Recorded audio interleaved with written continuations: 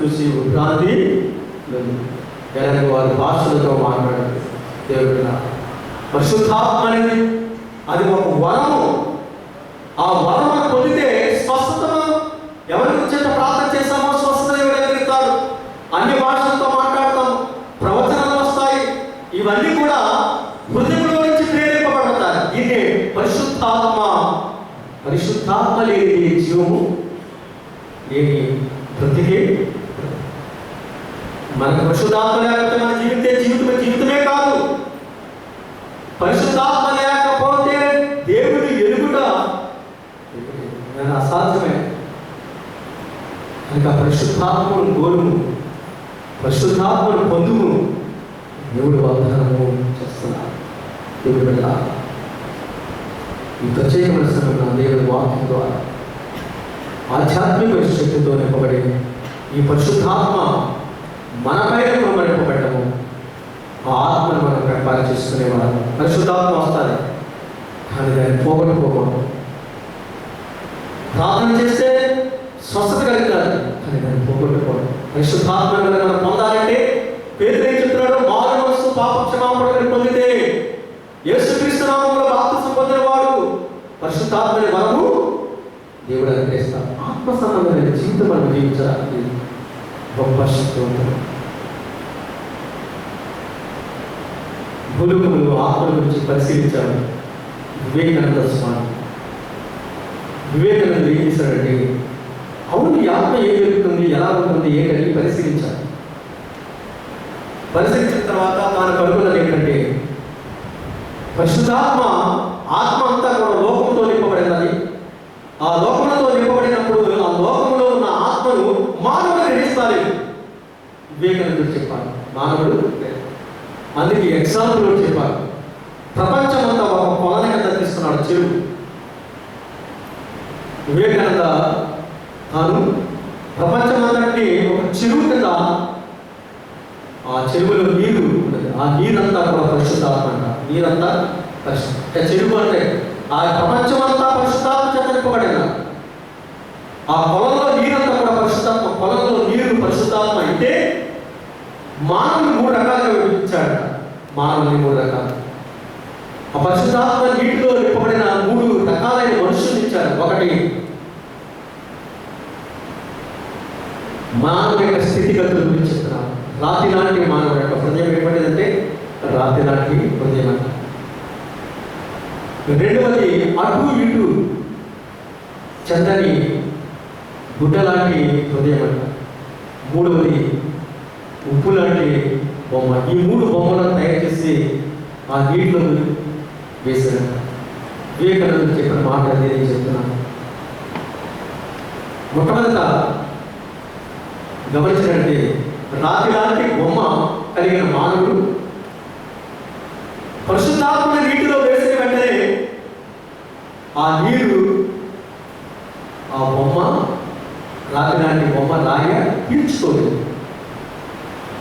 అంటే ప్రపంచంలో రాతి లాంటి మనుషులు ఎంతమంది ఉన్నా పరిశుద్ధాత్మ హృదయంలోకి రాదు. రెండవది ఇంకో ఆకారమైన బొమ్మను తీశాడట.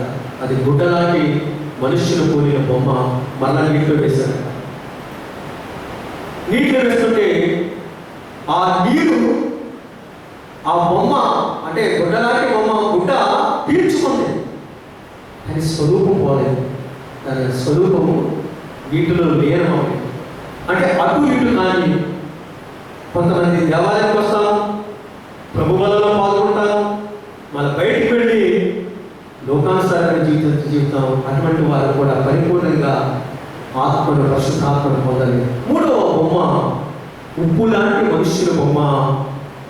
పరిశుద్ధాత్మని నీటిలో వేసిన వెంటనే అది కరిగిపోయింది, అంటే విలీనమైపోయింది. అలాగే మానవుడు కూడా, ప్రతి మానవుడు కూడా అటువంటి విలీనమైపోయి పరిశుద్ధాత్మలో లీనమైపోయే మనుషులు, పరిశుద్ధాత్మతో నింపబడే మనుషులు అనేక మనుషులు భూలోకంలో ఆత్మ సంబంధమైన జీవితం. అందుకని సమయశ్రీ చక్కటి మాట చెప్తారు. అయ్యా, ఎంతకాలం ఈ పర్వతం మీద పూజించాలి, యెహోవా ఇక్కడే ఉంటాడు, లేక యెరూషలేములో ఉంటాడు, ఆయన అంటే అమ్మ ఒక కాలం వచ్చుతున్నది, పర్వతాల మీద దేవాలయంలో కాదు, దేవుడు ఆత్మ కనుక ఆత్మతో సత్యంతో ఆరాధిస్తే వారి దగ్గరే ఉంటారు దేవుడని సమరయ స్త్రీ యోహాను సువార్త 4వ అధ్యాయంలో చెప్పగా మనకు నిజమే.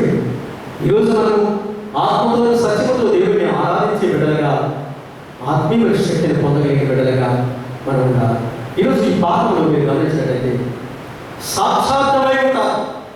ఈరోజు మన పాఠము చూసినట్లయితే యోహాను సువార్త 15వ అధ్యాయం 26లో చూసినట్లయితే, తండ్రి వద్ద నుండి మీ వద్దకు నేను పంపో ఆదరణగా తండ్రి వద్ద నుండి బయలుదేరి సత్యస్వరూపమైన ఆత్మ వచ్చినప్పుడు ఆయన నన్ను గురించి సాక్ష్యం ఇచ్చారు.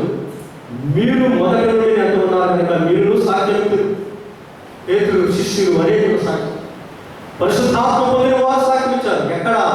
అపోస్తలుల కార్యక్రమము 2వ అధ్యాయము పెంతెకొస్తు పండుగ దినాన్ని అందరూ ఒక చోట కూడినప్పుడు అప్పుడు వేగముగా వీచు బలమైన గాలి వంటి ఒక ధ్వని ఆకాశం నుండి అకస్మాత్తుగా వారు కూర్చుండి ఉన్న ఇల్లంతయు నిండేది. మరి అగ్ని జ్వాలలు పెట్టి 4 విభాగాలు పడినట్టు వారు కనబడి వారు ఒక్కొక్కరి మీద రాలగా అందరూ పరిశుద్ధాత్మతో నిండిన వారై ఆత్మ వారికి వాక్శక్తి అనుగ్రహించబడింది. అన్ని భాషలతో మాట్లాడ అంచె దినములలో అక్కడ రాసిన 17వ భాగం అంచె దినములలో నేను మనుషులందరూ ఆయన ఆత్మను కృంభరించాను. దేవుడు ఇటువంటి పరిశుద్ధ ఆత్మను ఈరోజు చక్కటి పాట పాడగా అది పరిశుద్ధాత్మ లేని మన జీవితంలో మన బ్రతుకే బ్రతుకుగా. ఈ పరిశుద్ధాత్మ దేవుడు మనల్ని ఎప్పటి వరకు కాపుదలుస్తారంటే ఆయన వచ్చే రాకడ, యేసుక్రీస్తు వచ్చే రాకడ వరకు మన పరిశుద్ధాత్మ చేత నింపబడే బిడ్డలుగా ఉండాలి. ఇది ఈనాటి స్వార్థ పాఠ్యభాగంగా సాక్షి అంటే క్రీస్తును మనం ఏ విధంగా మహిమపరచాలి. క్రీస్తును మహిమపరిస్తే పరిశుద్ధాత్మ మనం కూడా నింపబడి ఉంటారు. ఈరోజు 2వ పాఠం కూడా అది పేతురు రాసిన మొదటి పేతురు రాసిన పత్రికలు కూడా ఈరోజు రాయబడిన మాటము అది. అయితే అన్నిట అంతము సమీపమైన కాగా స్వస్థతలు అన్నిటి అంతము సమీపమైనది. దేవుడి బిడ్డ ఈ విషయాన్ని గమనించాలి. పేతురు చెప్తున్నారు, ప్రియ సంఘస్థులారా, అంతం సమీపమైనది, క్రీస్తు నామమును బయటపరచండి. అంతం వచ్చింది, వచ్చేస్తుంది, చాలా జాగ్రత్తగా ఉండండి అని పేతురు చెప్తున్నాడు. సంఘం ఈరోజు అంతం సమీపించేటప్పుడు క్రీస్తును మనం ఎలా బయటపరచాలి, క్రీస్తును బయటపరిచే లక్షణాలు ఎలా ఉంటాయి, దీని గురించి 7 విషయాలు చెప్పి ఈ పాఠాన్ని అందిస్తున్నాను. ఈ 7 విషయాలు కూడా మన జీవితంలో ఉంటే క్రీస్తుని మనం మహిమపరిచినట్టే, ఆత్మను మనం పొందినట్టే. ఈ 7 మొట్టమొదటి మాట స్వస్థ బుద్ధి గలవారు, సంచలత్వం కలిగి అస్థిరత్వ మనసుతో కలిగి ఉంటారు. మన కాళ్ళు మన చేతులు చెడుకు వెళుతాం, కానీ మన జీవితంలో భూలోకంలో మనం నివసించే జీవితం ఎలా ఉండాలంటే స్వస్థ బుద్ధి గలవారే అన్నమాట. రెండవది చెప్తున్నాడు, ప్రార్థన చేయటం మెలుగుగా ఉండి. ఏ క్షణము గర్జించి సింహలే మన మీదకి ఏ విధంగా వస్తాడు సాతానుడు, వచ్చేటప్పుడు మనం మెలుగుగా ఉండాలి, ప్రార్థన చేయాలి. యేసుక్రీస్తు అంతము ఈరోజు మనం ఈ భూలోకం అంతము సమీపించినప్పుడు, యేసుక్రీస్తు రాకడ వస్తున్నప్పుడు మెలుగుగా ఉండి ప్రార్థన చేయాలి. ఒకటి స్వస్థ బుద్ధి కలిగి ఉండాలి, రెండవది మెలుగుగా ఉండి ప్రార్థన చేయాలి, మూడవది ప్రేమ కలిగి ఉండాలి. ప్రేమ అనేకమైన పాపములను కప్పులు కలిగి అన్నిటికంటే ముఖ్యంగా ఒకడు వికటమైన ప్రేమ గలవారే ప్రేమ. దేవుడి ప్రేమ ఎంత గొప్పదో మనకు తెలుసు, మానవుడి ప్రేమ ఎంత గొప్పదో మనకు తెలుసు. మానవుడు అది నేనే కావచ్చు, మనం ఏదైనా ఒక లబ్ధి కొరకు మనం ఒక మానవుడు ప్రేమిస్తాం, కానీ యేసయ్య మనల్ని ఆయన ఉచితమైన ప్రేమ చెప్తున్నా ఎంతగా ప్రేమిస్తున్నాడు మనకు తెలుసు. అందుకని అంటాడు, నా వంటి నరుడొకడు నన్ను ప్రేమించినా నా వలన ఫలముగోరు. ఆహా నీ వంటి పుణ్యునికి నా వంటి పాపితు కేవలం దేవి లేక. కేవలం నేను ప్రేమిస్తున్నానంటే ఏదో లబ్ధి కూడా ప్రేమిస్తున్నాను. ఏ నరకం పొందని నీవు దేవుడు ఉచితమైన చెప్తున్నాను. కానీ చేయి చాపి రండి అని పిలుస్తున్నాను. నిక్కటమైన ప్రేమ కలిగి ఉండాలి. నీ సహోదరుని నీవు ప్రేమించకపోతే నీవు నరహంతుడని యోహాను పత్రికలో ప్రకటన మాట. 3 విషయాలు జ్ఞాపకం చేస్తారు. 1 స్వస్థబుద్ధి, 2 మెలుగుబడి ప్రార్థన చేయడం, 3వది ప్రేమ కలిగి ఉండుట, 4వది గమనించండి సలుగు పడకుండా ఒకరికొకరు ఆతిథ్యం ఇచ్చారు. సలుగు పడకుండా ఆతిథ్యం ఇవ్వాలంట. అది 4వది. సలుగు పడకుండా అంటే ఎవరైనా వాడు భోజనం ఇచ్చాం, వాడు మీరు ఒక 2-3 రండి అని చెప్పినప్పుడు ఒక 5-6 వస్తూ ఉంటారు. అప్పుడు మనం సహజంగా చదువుకుంటాం. ఏంటి మనం వెళ్ళి ఇంతమంది రమ్మంటే ఇంతమంది వచ్చారు ఏంటని ఒకలాంటి మనస్తత్వం కలిగి ఉంటాం. వాడు ఆంతర్యంలో లెక్క చూసుకుంటాం. 2-3 రమ్మన్నాను, 10 మంది వచ్చారు, ఎంత అవుతుంది ఏంటి ఏంటి ఎంత తింటారు ఏంటి వాడు క్యాల్కులేషన్ చేసుకుంటాడు. అది నేనంటాలేదు. సామెతల గ్రంథంలో చెప్తున్నాడు 23వ అధ్యాయం. సామెతల గ్రంథం 23వ అధ్యాయంలో వాడు చెప్తున్న మాటలు 6 వచ్చిన 7, 8 అంటున్నాడు. ఎదుటి వారి వేడి వార్చలేని వారితో కలిసి భోజనం చేయకము, వారి రుచిగల పదార్థముల ఆశపడము. అట్టివాడు తన ఆంతర్యంలో లెక్క చూచుకునేవాడు. తినుమంటాడు, త్రాగుమంటాడు అని అతను నీతో చెప్పే కానీ అతని హృదయంలో నుండి వచ్చిన మాట కాదు, పై మాట చెప్తాడు. తింటావా నేను తాగుతావా తాగమంటాడు. ఒట్టిదే వాడు పై మాటనే మాట్లాడతాడు అంటున్నాడు. అది నేను చెప్తున్నాను కాదు, సామెతల కనుక ఏమంటారంటే సలుగు కొనక ఆతిథ్యం లేదు. ఇక్కడికి ఎన్ని 4 అయింది. సలుగు కొనక ఆతిథ్యము చేయదు.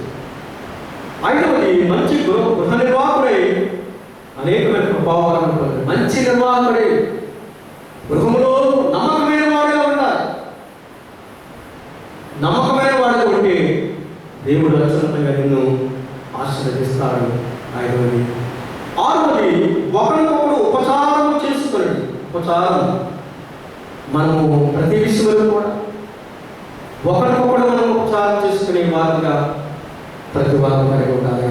7వది చివరిగా చెప్తున్నాము.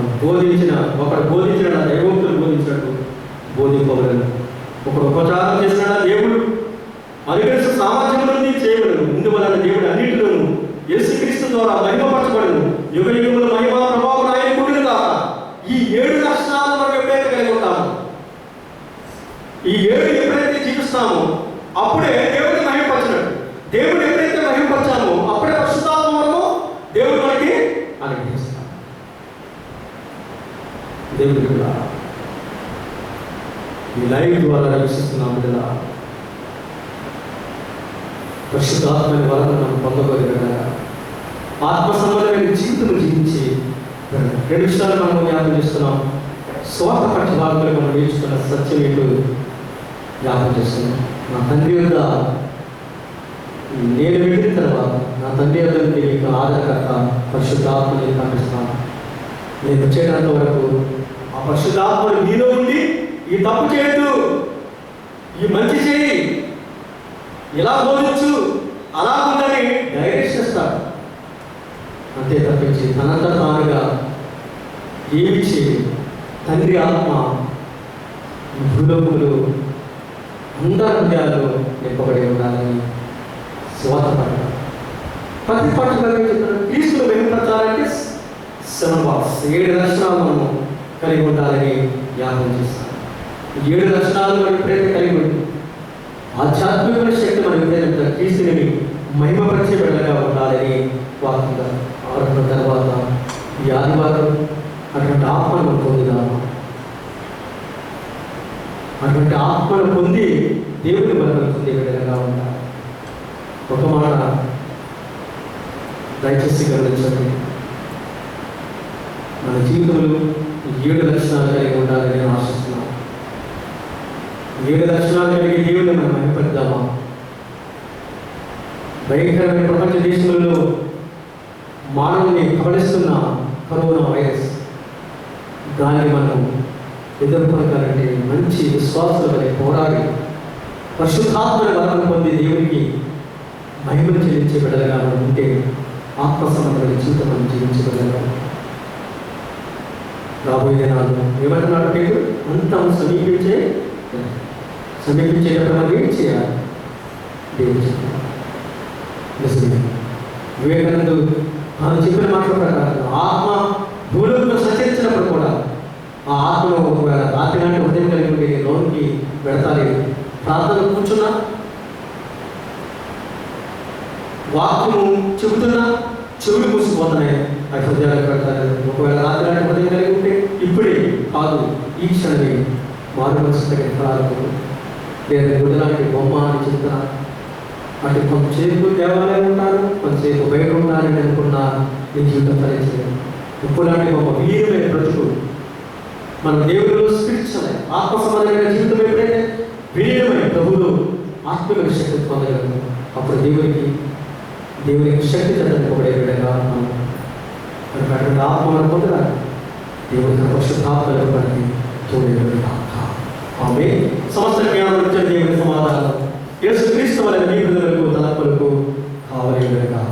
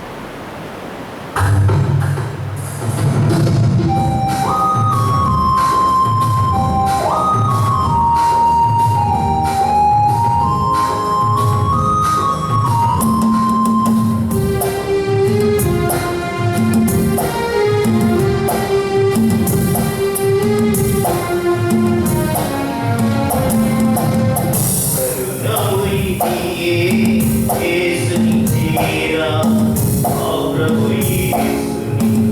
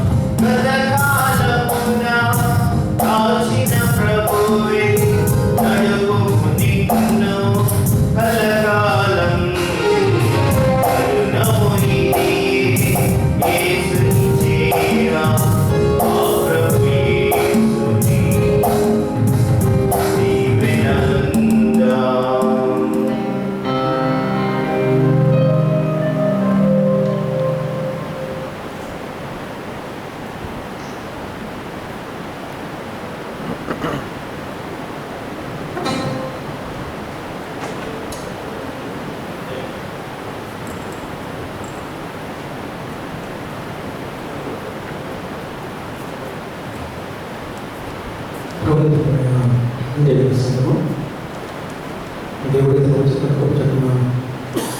ఈరోజు దేవుడు జరిగిన బట్టి దేవుడిని తెలియజేస్తూ ప్రార్థించండి.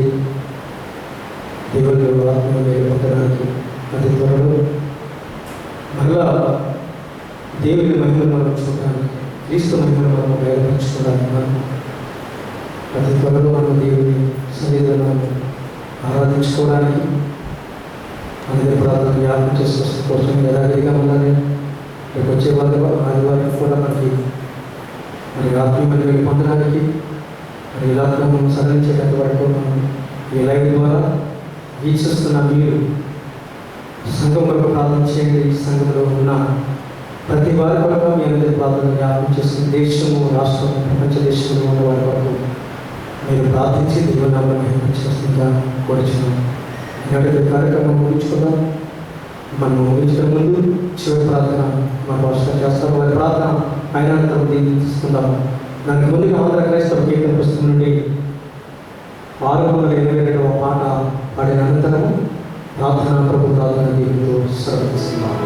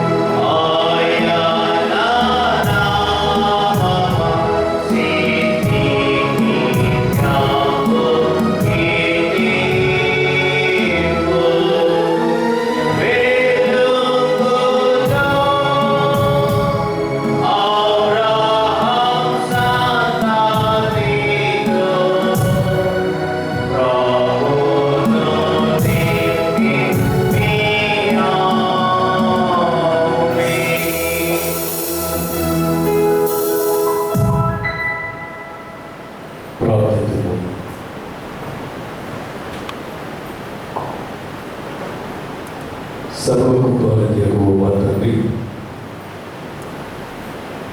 పరిశుద్ధుడైన ప్రభు మీకు వందనాలు చెల్లిస్తున్నాను.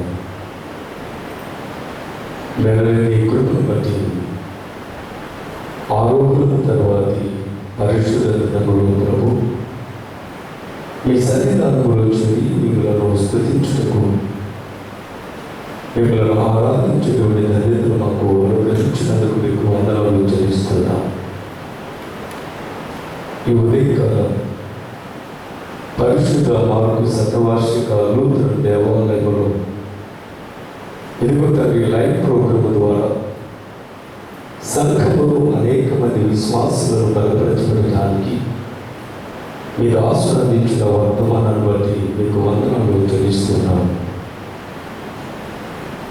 నేను వెళ్ళిన తర్వాత వేరొక ఆదరణకర్తను నేను మీకు పంపిస్తాను. ఆ ఆదరణకర్త నేను మీకు ఏమేమి తెలియజేశానో వాటన్నిటినీ మీ అలా జరిగించుదని సెలవించిన విధానాన్ని బట్టి మీకు వందనాలు.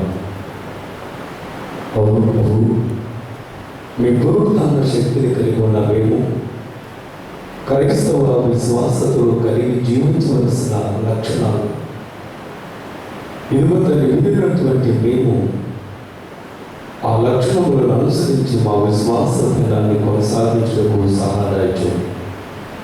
మా సంఘములు, సంఘ కాపరులు, మా చైర్మన్ గారిని, ట్రెజరర్ గారిని, పిసిసి సభ్యులను, ఎల్సిసి వారిని, స్త్రీల సమాజంలో యవనస్తులను సండే స్కూల్ దీవించండి.